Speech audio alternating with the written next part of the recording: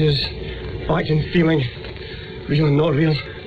You and me on the surface and deep down, lots of movement.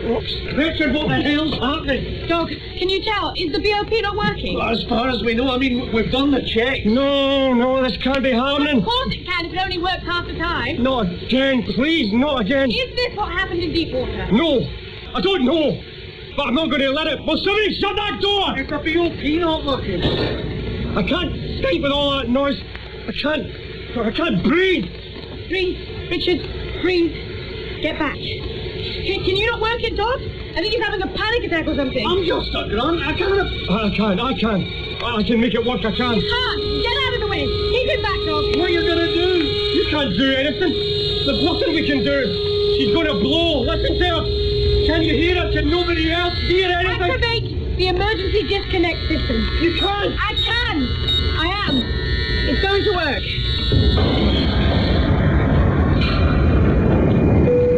The captain has now turned. No 2 days are the same for Richard McAvoy, thanks to the Starbuck Oil Rig Canteen's creative range of dinners. 2 shepherd's pies and 2 cokes. $5.80. One day it's shepherd's pie, the next it's chili con carne. 250 staff, and enough supplies for 30 days, for 3 meals a day. I can hardly get my head around the logistics of that amount of frozen mince. Never mind the oil. 85 million barrels consumed each day, every day, worldwide. 85 million. However big or small the barrels, it can't go on. It has to end one day. And it can't end happily ever after, can it? I must think I'm pathetic. All heroes have their weakness. Achilles had his heel, you had the BOP. How did you know how to work the emergency disconnect system? I did my research. It was very boring, but it comes in handy when the brown stuff hits the fan. Do you play ping pong? Not really. Good, come on.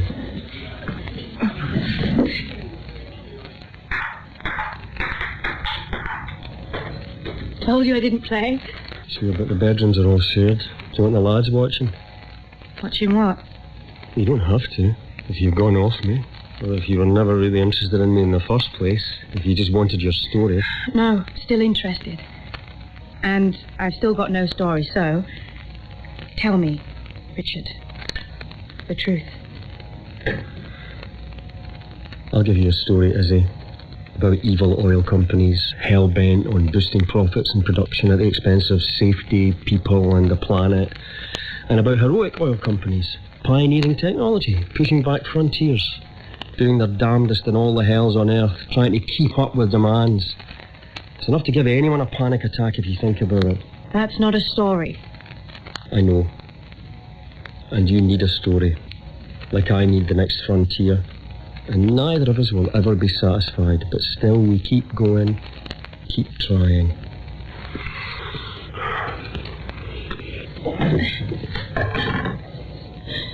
Someone could come in. Well, that is a risk, yeah, but what is it they say? Feel the fear and do it anyway. Wait, you still got your boots on? Leave them. I can't shag a lassie in steel toe caps. It won't take a minute. God, your feet are so... Tiny.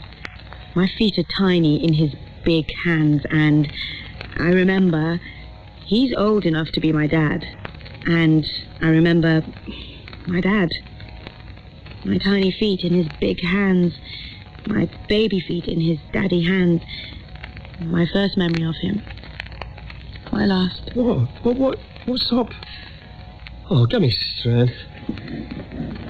Nothing's up. Come back.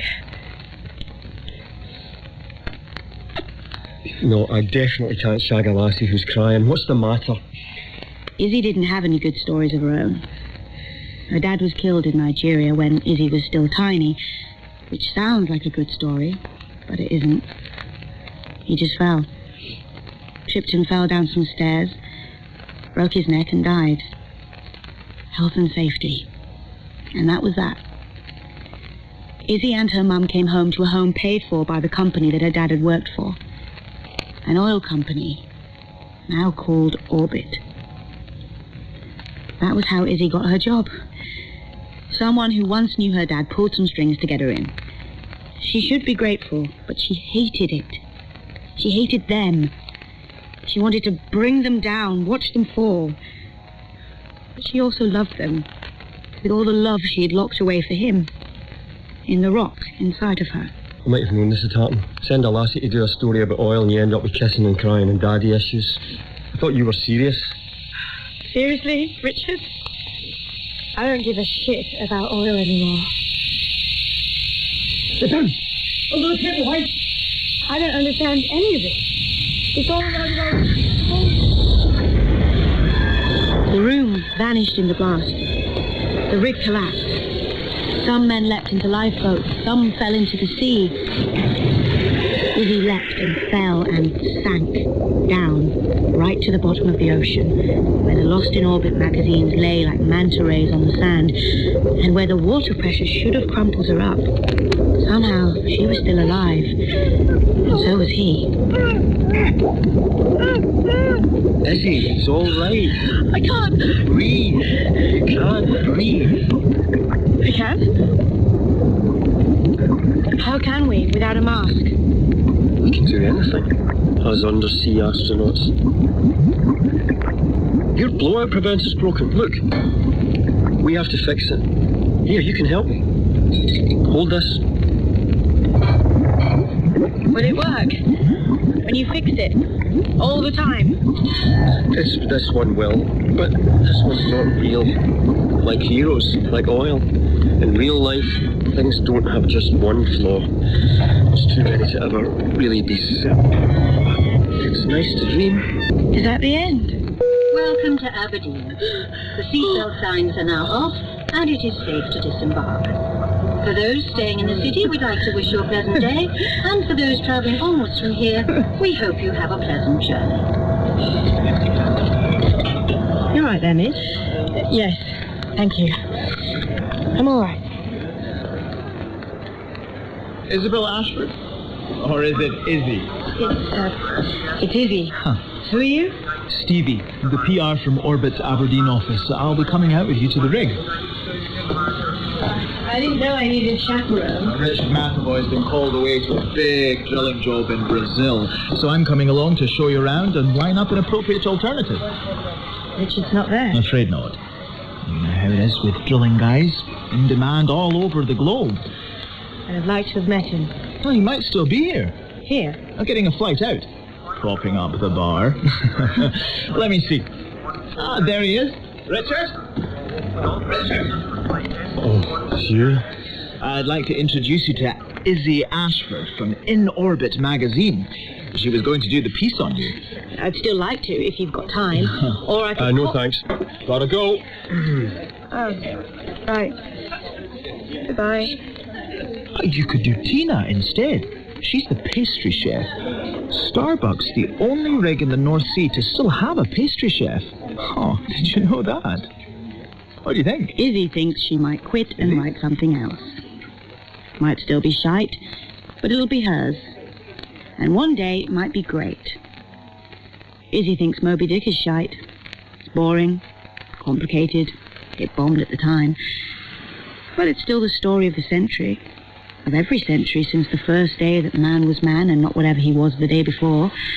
The story of Richard chasing oil and of Izzy chasing him, and it will go on and on and on until she gets through it. Until it runs out.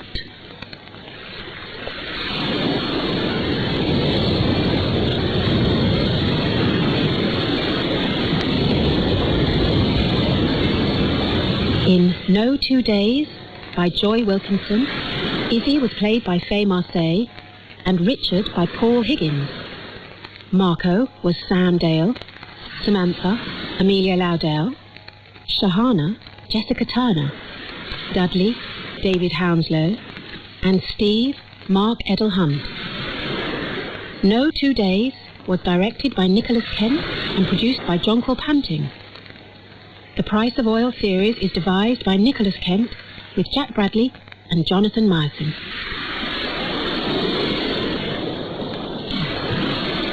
And we tot up the final price of oil on Saturday, when comedy from Tamsin Oglesby takes us into the future of oil. Alan Armstrong and Paul Ritter star as a father and son energy company in 2045, struggling with rock-bottom prices, dodgy AI and fracking demos. That's Blood from Stone, our future oil comedy, on Saturday afternoon at 3 o'clock here on Radio 4.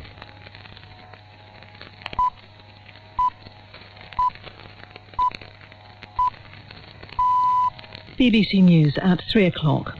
A devastating earthquake in Afghanistan is thought to have killed 1,000 people and left more than 1,500 injured. Rescue teams are still searching for people buried underground. Marianne Horn, who advises the International Red Cross, says the quake hit rural communities in the southeast of the country. Tremor will basically destroy entire villages, and it's very much the efforts that are focused on Paktika and the region now in bringing emergency assistance, assisting those who have survived and who are being moved at the moment, as well as ensuring that medicines can be provided, well as food. A report has concluded officers at South Yorkshire Police failed to see children who are being sexually abused as victims. The Independent Office for Police Conduct investigated accusations made between 1997 and 2013, after it emerged at least 1,400 girls were abused in the town. A soldier has died during a training exercise on Salisbury Plain in Wiltshire. The 26-year-old man from 5th Battalion the Rifles suffered head injuries following a collision involving an armoured vehicle yesterday. His family have been told. Traces of the polio virus have been found during a routine sewage inspection in London.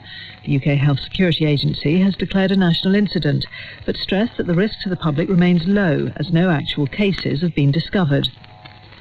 A woman from Cumbria has become the first person to receive compensation in relation to a death from a COVID vaccine. Vicky Spitt was given £120,000 because her partner died days after receiving the jab. It's understood he developed a very rare reaction, but Ms Spitt said she should have received a bigger payout after falling into debt. The Queen has sent a message of appreciation to the Windrush generation to coincide with the unveiling of a memorial at London Waterloo Station. The statue, depicting a man, woman and child standing on top of suitcases, was designed by the Jamaican sculptor Basil Watson. BBC News. Now on Radio 4, it's time for Moneybox Live with Felicity Hanna. Hello. Today's programme is one for the aspiring authors out there. At least 2 million books are published every year. That's according to the UN. The number could be double that when you include self-published books. Publishing may be an industry, but there is a whole other industry geared towards helping wannabe writers. There are classes in character development, editing and design services, and even paid-for publishing opportunities.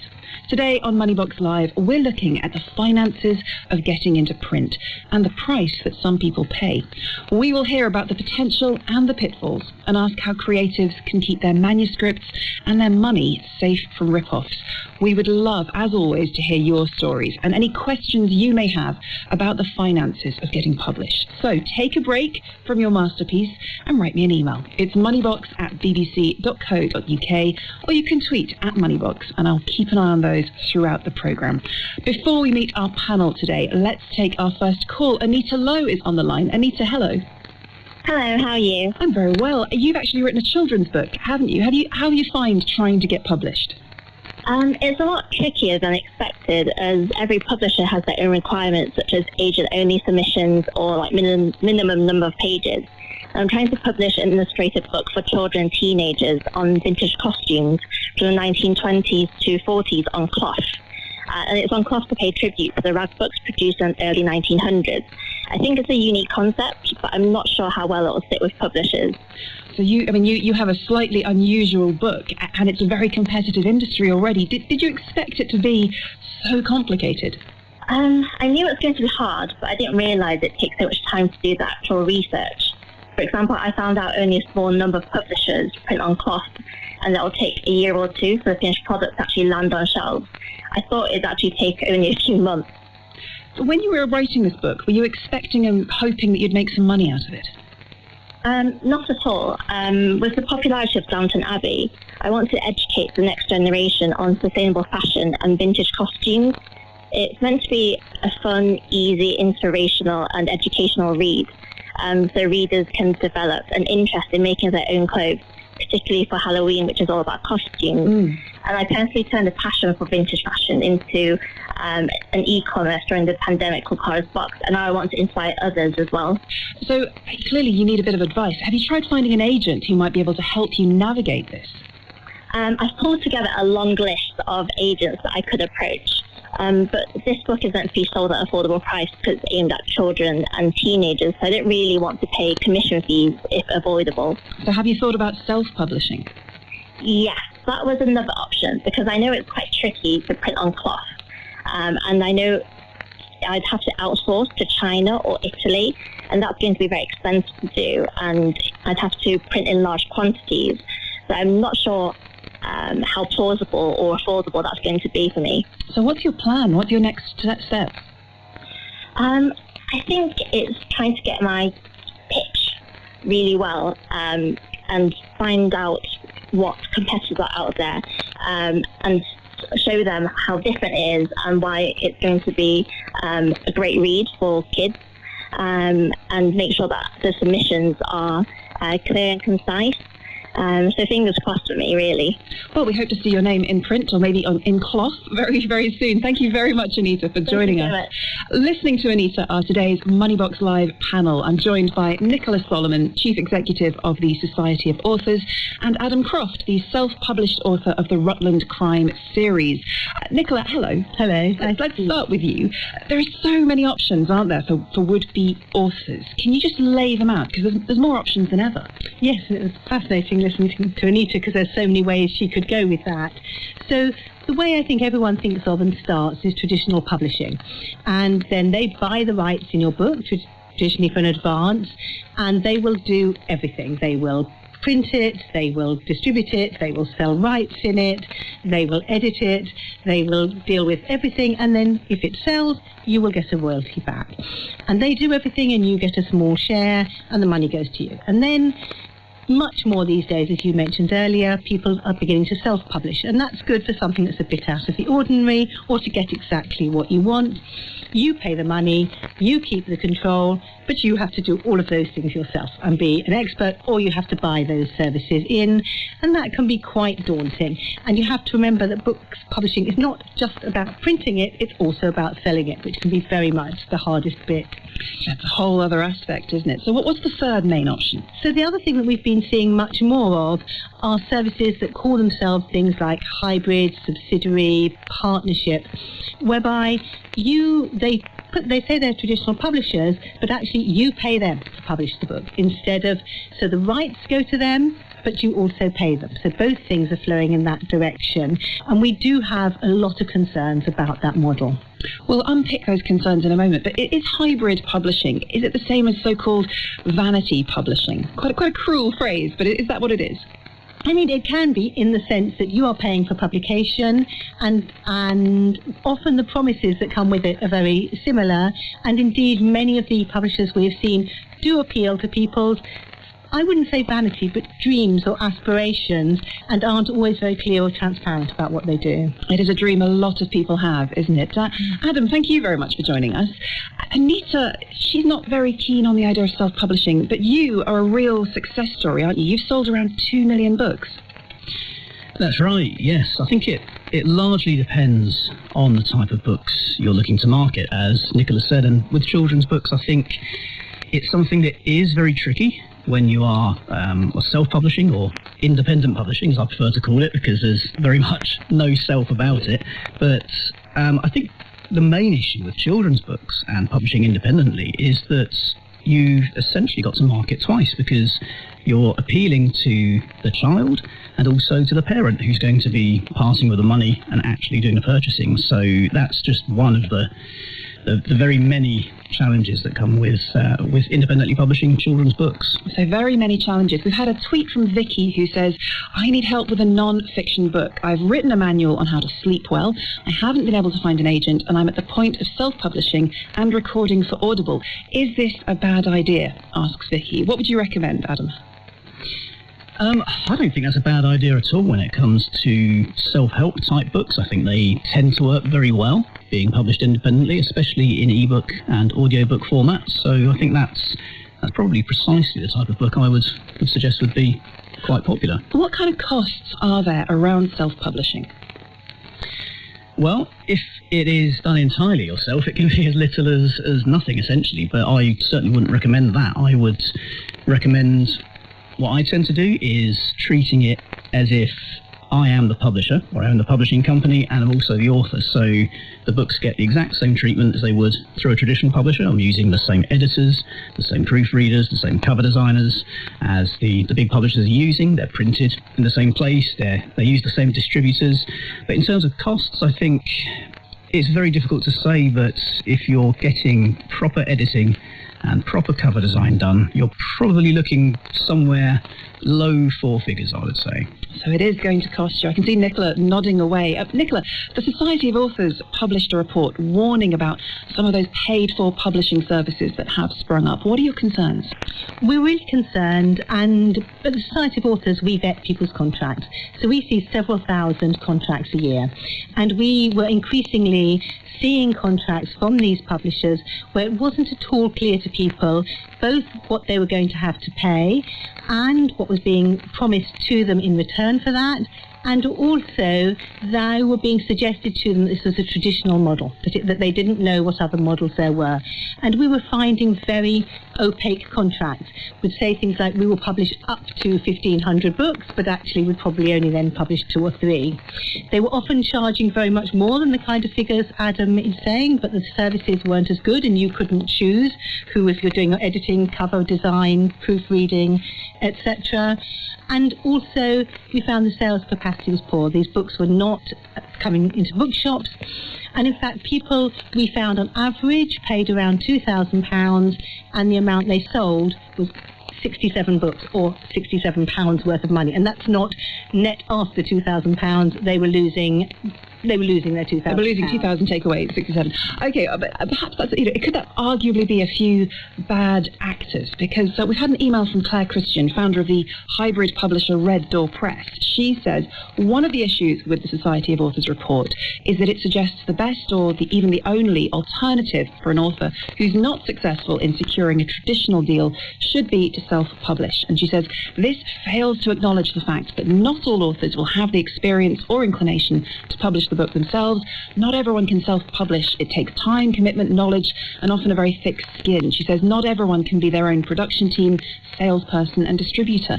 Does it make sense for some people to self-publish? I mean, that's completely true, but not everyone can be as brilliant as Adam is at this. But actually you can buy in all the services, and you can go to companies that will do all the services for you but don't take your rights. Our concern is why companies who are essentially doing a service for you are also taking your rights, and the difficulty for some authors in getting those rights back at the end of the day.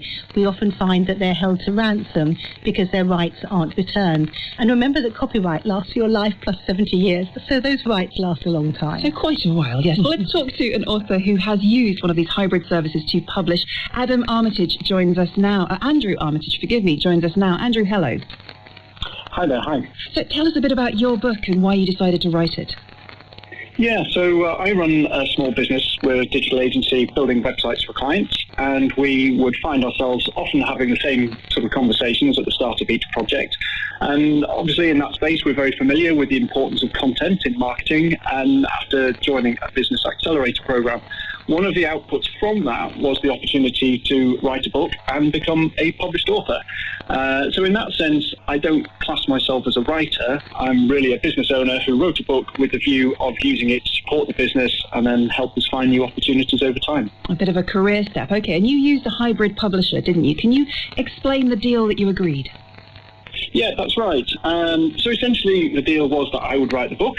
I would then submit the completed manuscript to the publisher, and I've been introduced to them through the accelerator program, although it soon became clear there were several routes that I could take. Obviously self-publishing was one of those, but they would basically take care of what I would call the last mile, that final stage of the delivery, which would see the book proofread, and obviously that would provide feedback from a publishing point of view. Not so much a technical edit on the subject matter, that was my responsibility, but feedback that would tell me whether the writing was coherent, well structured, and ultimately whether it made sense to the reader. And beyond that, I knew there would be support with finalising things like the title of the book. I started the book with a working title that was later refined. And then I suppose from the point of view of actually getting the book to market, there were things like the cover design, obtaining the ISBN number, typesetting, and then the distribution into various publishing systems that exist around the world, things like print on demand, ebooks, and so on. And that was really beyond my knowledge, and to be honest, perfectly honest, still is. So, I mean, you sound pretty happy. Can I ask how much it costs you then to get your book out there? Yeah, in the grand scale of things, it was about £5,000. Obviously, that doesn't account for my time writing it. I was very clear on what the cost would be up front, and I felt that if I was to go down that self-publishing route, I'm in a sort of marketing business, so we're using creative tools like typesetting tools and so on, but I didn't want to get involved with that. So in that sense, I was quite happy to pay. Otherwise, I just didn't feel the book would actually come to fruition. Okay, £5,000 then to get your vision into print. Was it worth it?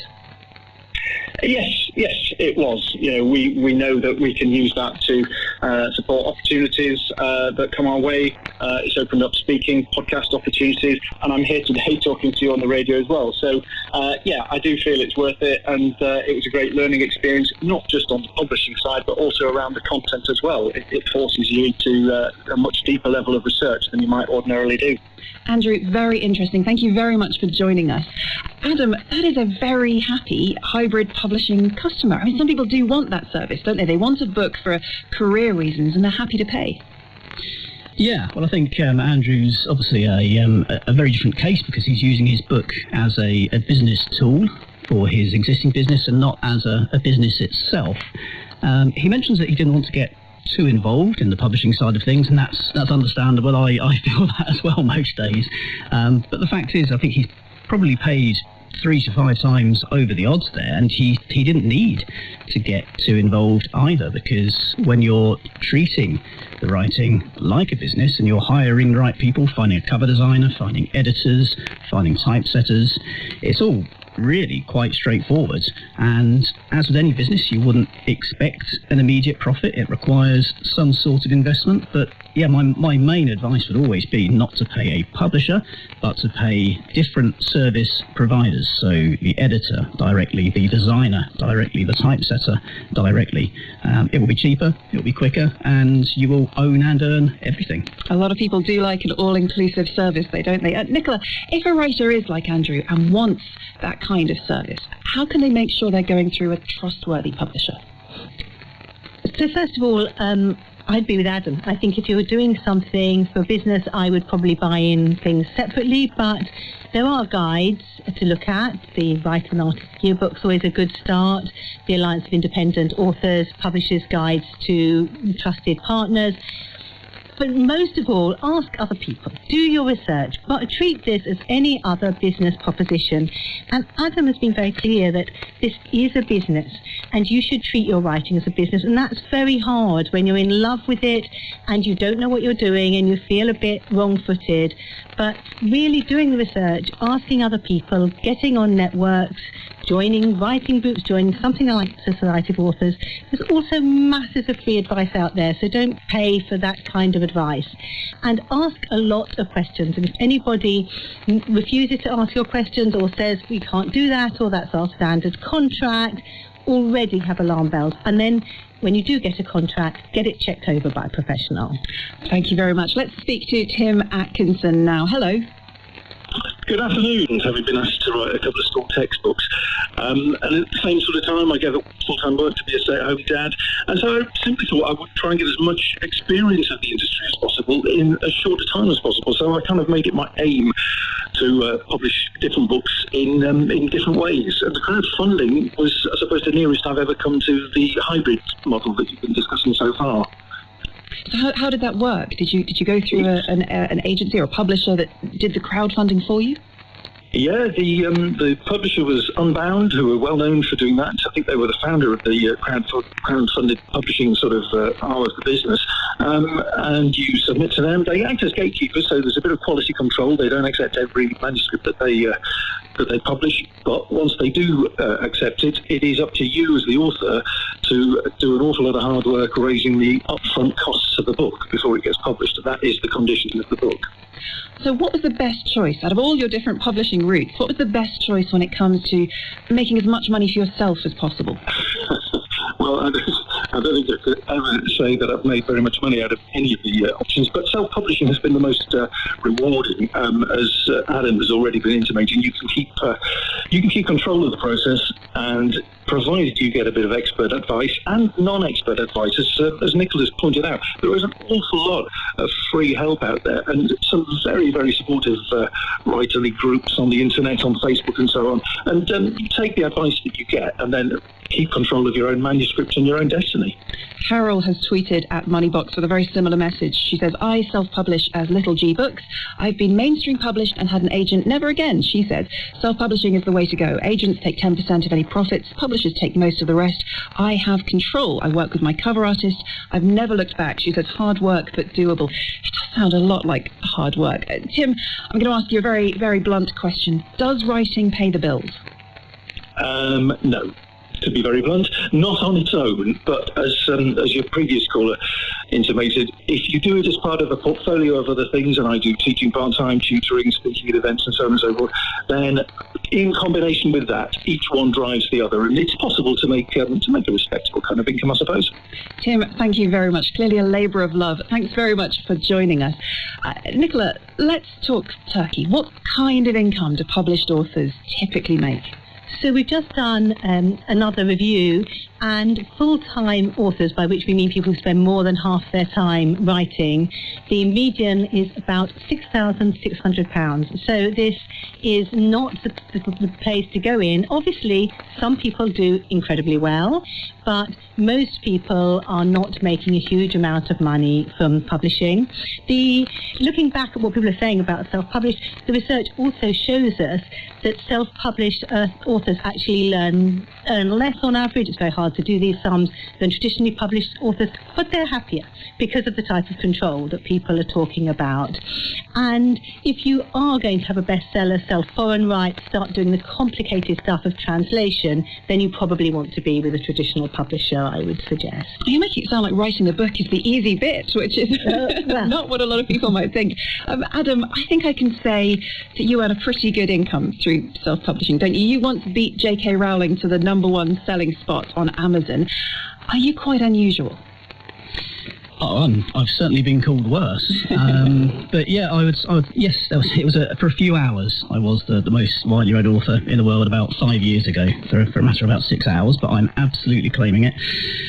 Yes, I'm aware I am an outlier, but it's not happened through luck or chance. It's happened through 12 years of plugging away. And I think Nicola's right in most of what she says. I think you certainly can have things like film and TV rights and translations as an independently published author if you have an agent who can take care of that for you. But I think it really does just need to be treated like any other business. Things like crowdfunding that Tim talked about, that's just a case of raising investment and business capital.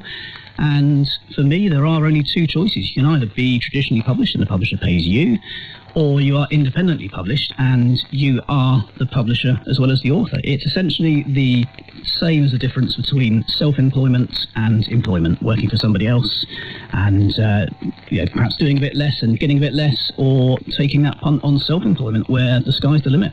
The publisher as well as the author, but also the promoter. Nicola, are most people going to need to use social media and maybe even pay for online advertising?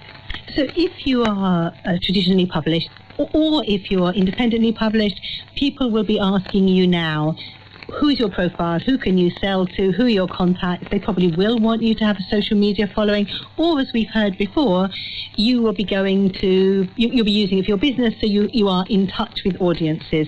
They will certainly ask you who you will sell to, and your very first person there said the first thing she was doing was she was putting a pitch. Whatever type of publishing you're doing, you need to have an elevator pitch, you need to work out what your book is and who wants it. But yes, these days, It would be very rare for you not to be asked to do some sort of promotion, but obviously if you're doing it independently, you're going to be having to do more than if you've got a publishing team to help you. So Adam, you are your team. Most people who decide to self-publish, they're going to have to promote it if they want anyone to actually read it. Does that mean spending money?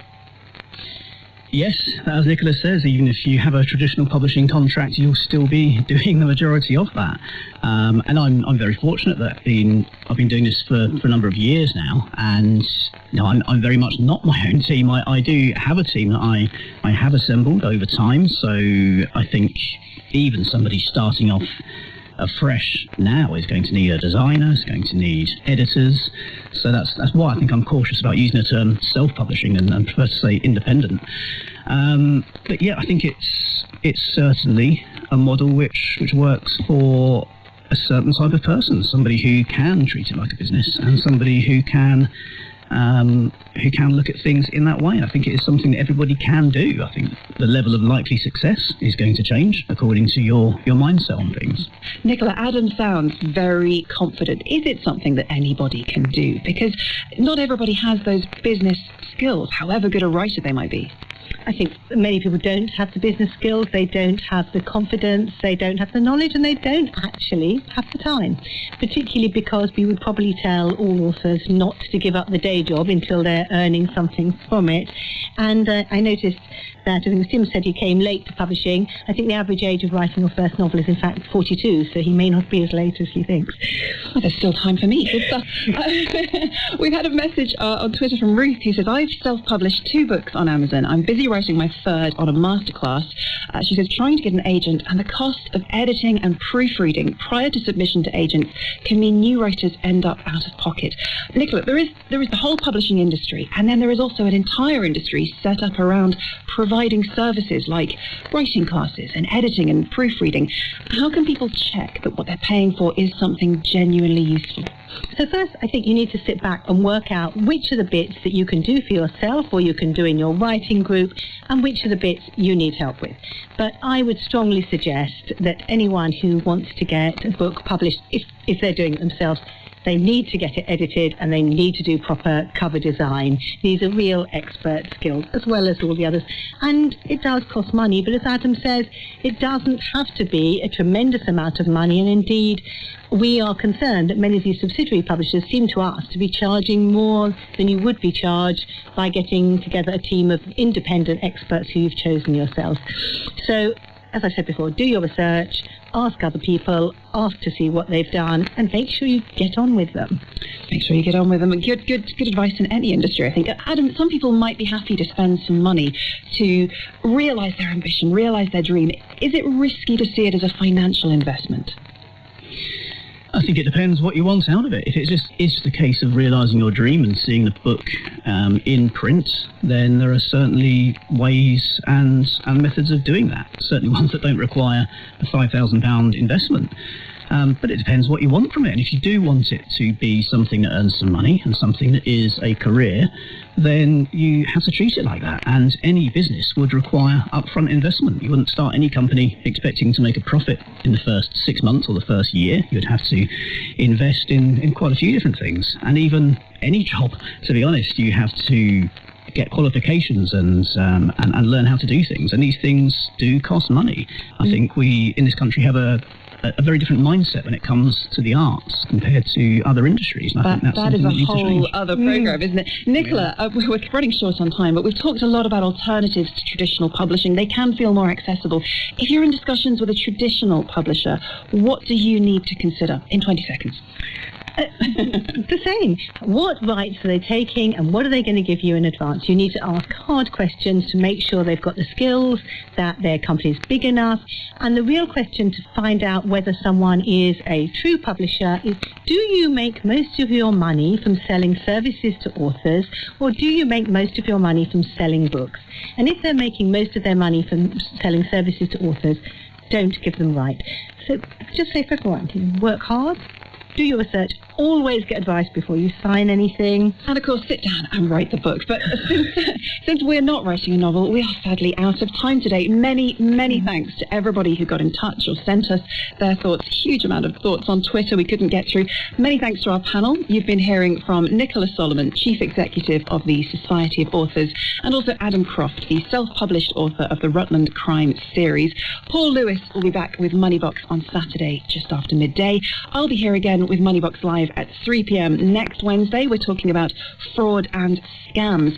If you have any questions or stories to share about that, or if there's another topic you want us to look into, then get in touch. Email moneybox@bbc.co.uk and do include your phone number. Also, we're available at Moneybox on Twitter. Have a very good afternoon. Moneybox Live was presented by Felicity Hanna, and the producer was Drew Heinemann.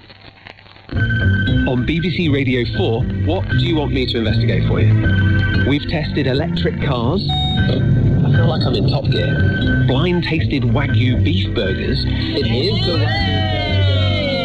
And put an electric toothbrush through its paces. The whole skull is baking. Oh! But are any of these wonder products really the best things in sliced bread?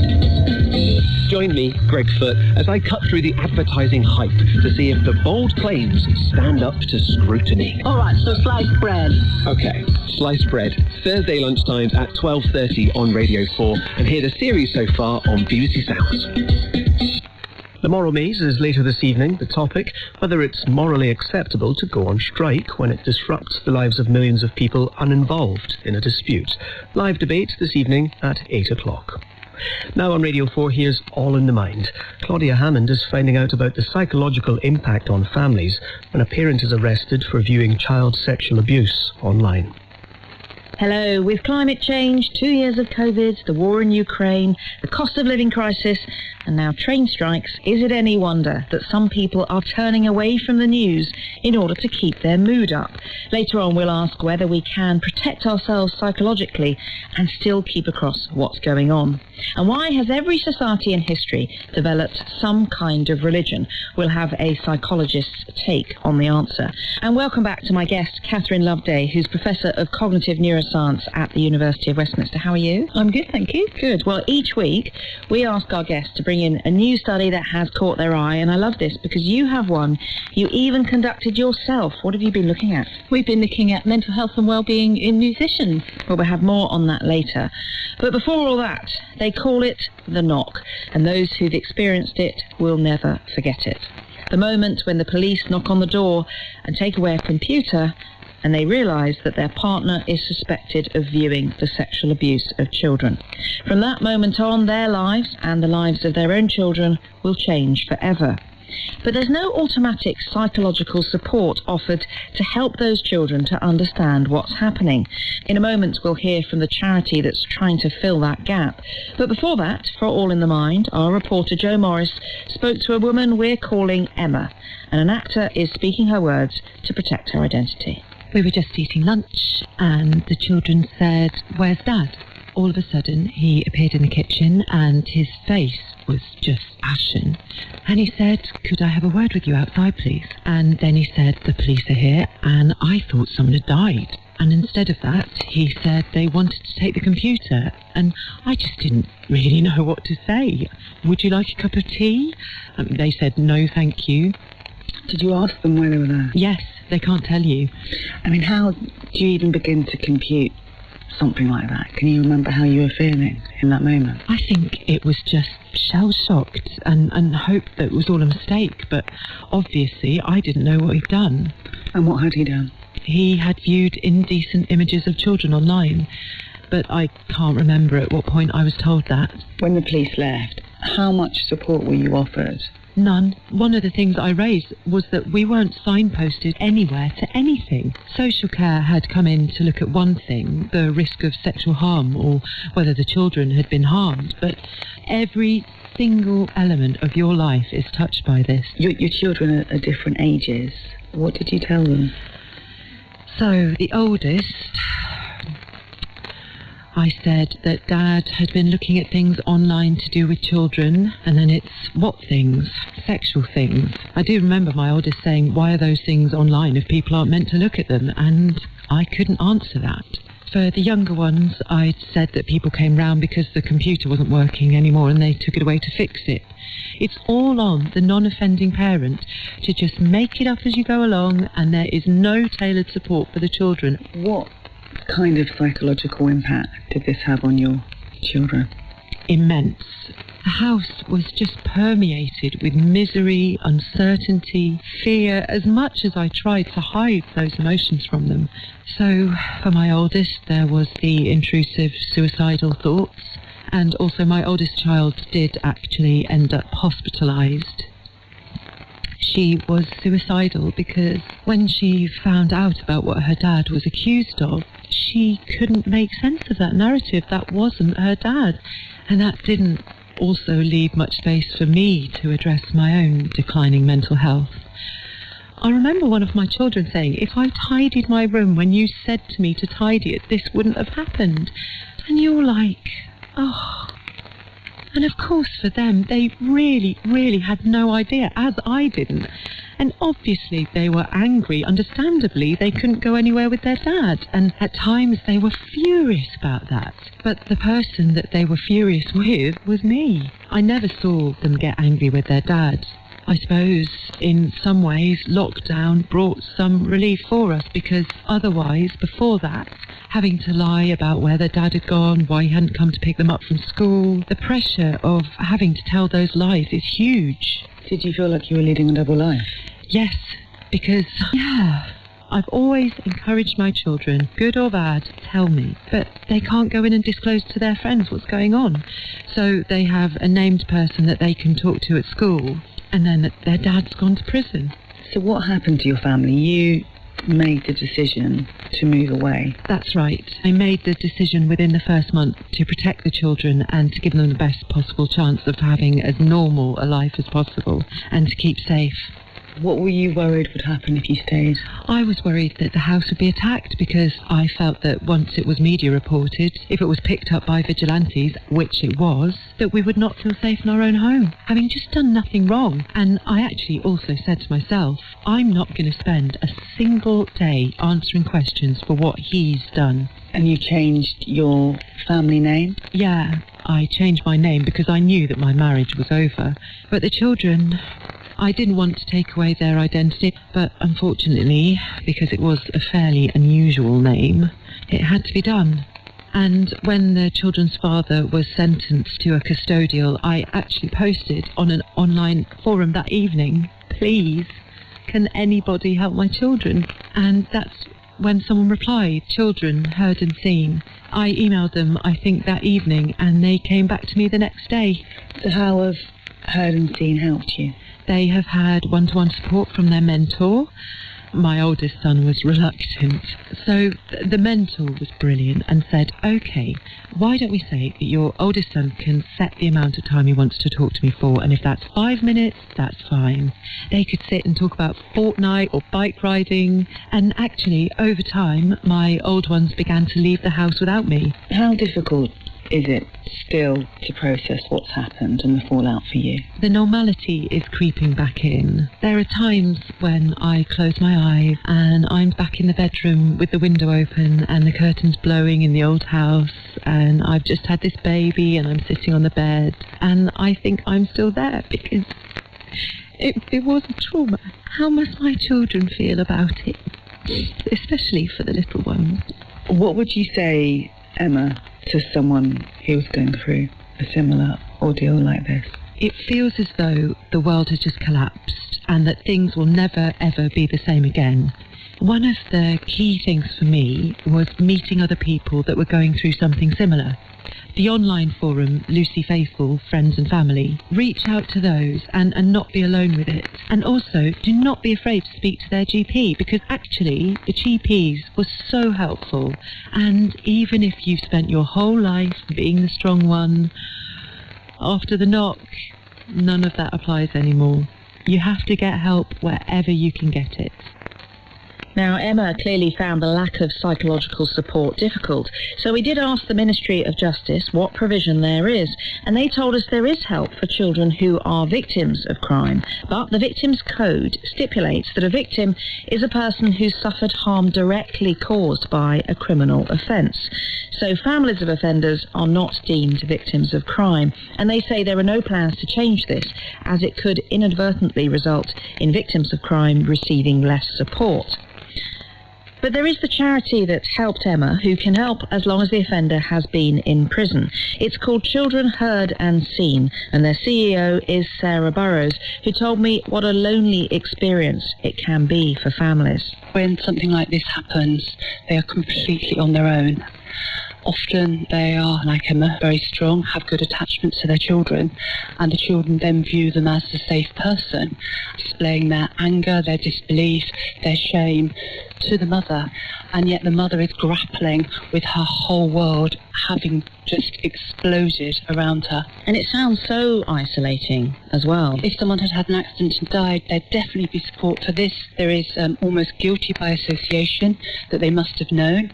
Families don't know. 1 minute sitting, eating their lunch, and the next minute a knock on the door or a raid in the middle of the night. Obviously, financially, how do they manage? But much more, that they've lost all their hopes and their dreams. We have had situations of children having experienced feces through the letterbox, concrete blocks through the window, watching their mothers being assaulted. So some families turn to your charity, Heard and Seen. And I want to bring in James Otley, who is your family and project operational manager. And James, you run some of the groups. What kind of support do they get? So we offer online support to families across the country, and then face-to-face support for families in Oxfordshire and Birmingham. Lots of families need help at the beginning about should I tell the children, and then specifically for mothers that are caring for children who have a father that's committed a sexual offence. We run a Zoom group every week to have a cry, to have a rant. And what do you tell parents about how to tell their children what their parent has done? If you were to say, what he's done was he was breaking the rules, or what they were watching things they shouldn't, they may think, that they sometimes do that. So you have to be more specific. Yeah, and we've had that situation where a child was told by a social worker that his dad had been touching people, and then the child was scared that if he bumped into somebody in school that he was going to get sent to prison. So we provide a crib sheet for families, so we tailor that to each child's age and understanding. So we might say, for the younger children, Daddy broke a rule, what he did wasn't safe, and he's had to go to prison to learn how to be safe and not to break the rules again. Teaching them about, their bodies, and that there are certain parts of our bodies that are private and that other people aren't allowed to touch. We're supporting 300 children now across the country. So for children to hear that and realise they're not the only one, and they're not weird or different, that in itself can be a help for families. And what kind of psychological issues do they come to you with as they get older? I'm imagining that when they become teenagers and start, having sexual feelings themselves, is that a tricky time? Yeah, particularly for teenage boys who, might be discovering their sexuality, might be experimenting with porn themselves. What if I end up like my dad? I worked with one lad, he was like, I'm attracted to teenage girls because I'm a teenager, but my dad was as well. So what if I don't stop being attracted to them when I grow up? What about girls? We see some girls getting involved in inappropriate relationships because they're maybe trying to replace that father figure and getting involved in sort of risky behaviour. For many children, boys or girls, their dad is their superhero, and if that is the person that sort of forms your opinion of men and what men are like, then how are you going to be able to trust men? I think for the boys, it's easier for them to be able to talk to a man about these kind of things. So that's nice for them that they've got you to talk to. Yeah. Although it feels like a bit of a pressure. They've already had their identity taken away from them. They've lost their parent, they've lost their support network, their school, their friends. The emotional impact is massive. It's not a 6-week or 12-week session. This could go on for years, that they need that space to actually make sense of their world that has absolutely exploded. And James, do you see some families who are able to find a way to deal with it? Yeah, and I think the key is having that support and not feeling like you're on your own with it. The tricky part often with contact is when the parent is released, and this is what they've been waiting for the last, however many years. The children might get put on a child protection plan. Dad can't come to parents' evening because, we can't have a convicted sex offender on our premises. Can't go on holiday together to a campsite because we need to notify everybody. It's something that doesn't end when the person is released from prison, and for some families that can be the beginning of another chapter of difficulty and heartache. James Otley and Sarah Burrows from Children Heard and Seen. You're listening to All in the Mind, and my guest today, Professor Catherine Loveday, is still with me. Now, of course, listening to an experience like Emma's isn't easy, but does feel important to discuss. And that's often the case with what you hear on the radio or on TV or in the papers or online. And sometimes the news can be so depressing, of course, that we avoid it altogether. And there's a new report out from the Reuters Institute, which has found that 38% of people often or sometimes avoid the news, and that has risen from 29% in 2017. Catherine, I guess this is interesting that some people are avoiding it, because sometimes we actually do the opposite, don't we? We seek out bad news. Yeah, I think there's this term doom scrolling, isn't it, where people just keep going back to the bad news all the time. And we are, as human beings, kind of drawn to tragedy. Daniel Kahneman talks about the negativity bias and how our attention is drawn to negative things to kind of help us learn and in case there's something we need to do to change our behaviour. And I think also there's that concept of intermittent reward. If we keep going, we might find something positive there.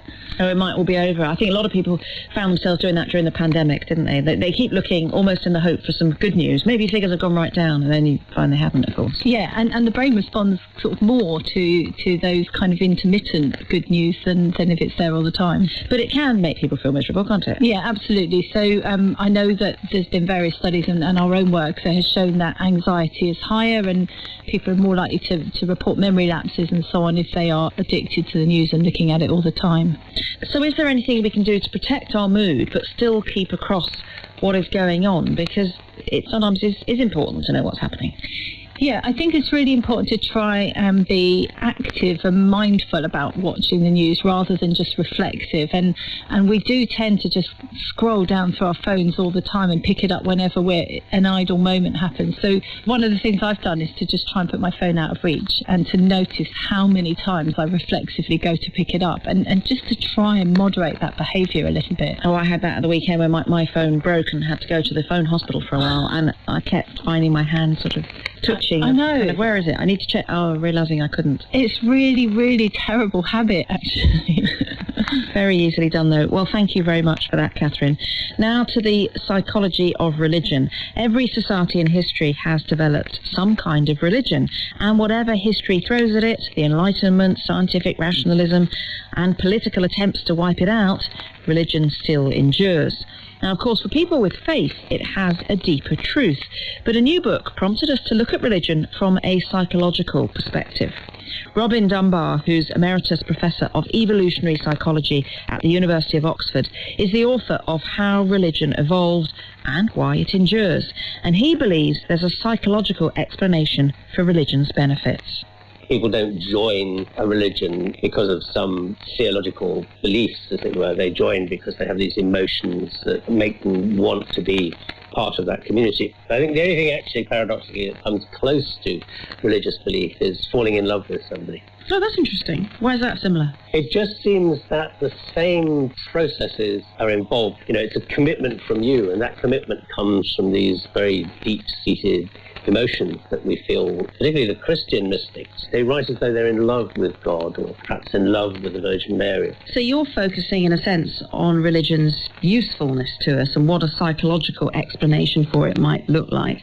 Why do you believe that religion has been universal, emerging in every society? I think the reasons we have religion is it turns out to be a very good way of bonding society. So the perennial problem that all primates, including the monkeys and apes, and ourselves have is how to keep our social groups together.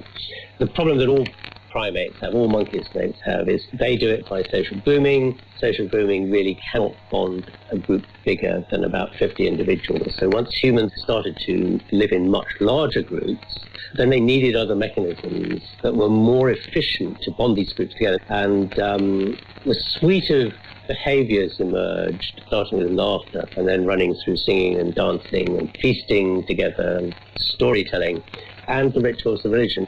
Now, religion and storytelling probably all kick in together with the appearance of anatomically modern humans, because they depend on psychological processes which are very dependent on the size of the brain you have. And those rituals often take place, of course, with a whole group of people. And listeners may be familiar with your magic number, or the Dunbar number of 150, which is the approximate size of a group of people which we can have a meaningful relationship with. And these come from traditional hunter-gatherer societies, or on, say, the number of friends we have on Facebook, or through studying wedding invitations or Christmas card lists, all sorts of different ways. And do you see that number of 150 in religious groups as well? You certainly do. There's some very nice data from American utopian, sort of hippie-like communes out in the desert and going and living better lives. And the religious ones had a typical size at foundation of almost exactly 150, in fact. But it also turns out that there's a long literature, particularly in evangelical Christianity, over what the ideal church size is. And if a church got too big, towards 200 or beyond, the members became more disillusioned about the value of being a member. They contributed less to the fund. So it turns out that 150 is really the optimal size for a congregation. I was struck by one of your studies where you asked people what they might think of a stranger who had certain values, and religion and moral views were rated as much more important than, say, where people were born, followed by the type of music that they liked. Were you surprised that religion came out as so important? Yes, in a way, because actually we had thought originally that these various traits, what we call the 7 pillars of friendship, they were all equally weighted. On reflection, I kind of began to think, well, actually, I'm not surprised maybe about music, because music plays such an important role in most religious services. There's something about singing that seems to draw up these deep emotions and make the experience very meaningful to us. And one of the psychological benefits of religion is that it can provide comfort in times of uncertainty and even hope for an afterlife that's better than this one. And in a way, that sounds very powerful. But I detected that in your book, you think the social bonds are actually much more important than that kind of psychological comfort. Yeah, I think the literature on the psychology of religion and the sociology of religion has tended to focus on benefits to the individual. And a lot of it has kind of gone, well, you end up paying enormous sacrifices to be a member of a religion. And I think this just misses the point that in evolutionary terms, the most important thing we ever do, that's create these kind of communities.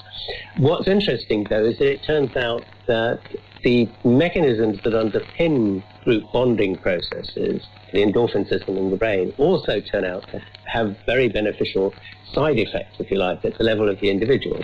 They lift your spirit and make you feel much happier and more contented. So, here's the best antidepressant medicine you can get, and it's free. But also, it turns out that endorphins seem to trigger the immune system to seek out and destroy viruses and certain kinds of cancer cells. And there's quite a lot of evidence suggesting that actively religious people are healthier and indeed live longer than less actively religious people.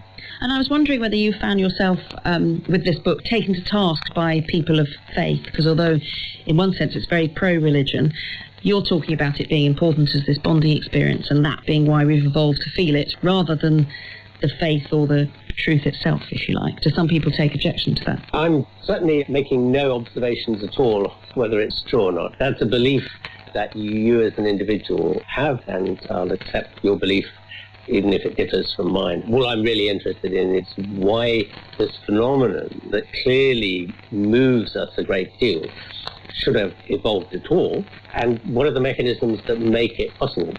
And it's interesting to wonder, if religion is so crucial and so universal, why it has diminished in some places where it is on the decline. I suspect that has a lot to do with how much in control people feel they have of life in general, as it were, and their economic and health success and so on, and that when times are easy, then you've got a diminishing of wishing to appeal to a higher force that can make your life better for you. And that conversely, when things fall apart, there's a tendency for people to flock much more to religion. Robin Dunbar on his book, How Religion Evolved. Catherine, what do you make of this idea that religion is maybe unique in bringing people together in this way?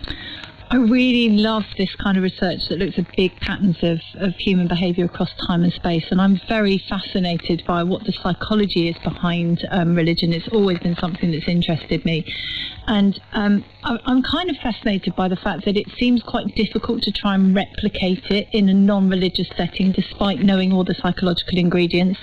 I know that there have been attempts to try and create an atheist equivalent with the singing and the group coming together and it being a Sunday thing, but I've never seen evidence that it's really taken off in the same way. So I wonder whether it has to be something that happens organically and emerges rather than something that we can create. Now, of course, the downside is that if you have a tight-knit group, I guess groups can also have their differences too, and we know that religion is at the heart of some conflicts. Yeah, I guess that sense of belonging, by definition, leads to kind of in-group and out-group situation, because inclusion can only extend so far, by definition, looking at Robin Dunbar's work. But that means that exclusion will happen in a certain degree of othering, and I've often reflected on the fact that group formation is the very thing that enables us to survive, but it is also at the heart of human conflict. Well, thanks for that. Now, a couple of weeks ago on All in the Mind, we looked at the trauma experienced by some women who desperately want to breastfeed their babies, but find they can't. And lots of you emailed us at allinthemind@bbc.co.uk to tell us what you thought. Now, some, like Raymond, said that when his wife had difficulty breastfeeding, they moved on to formula and got on with it, and that neither of them were traumatised in any way. He wonders if this is something of a middle-class, first-world problem. But we also had many emails from women and their partners who were still feeling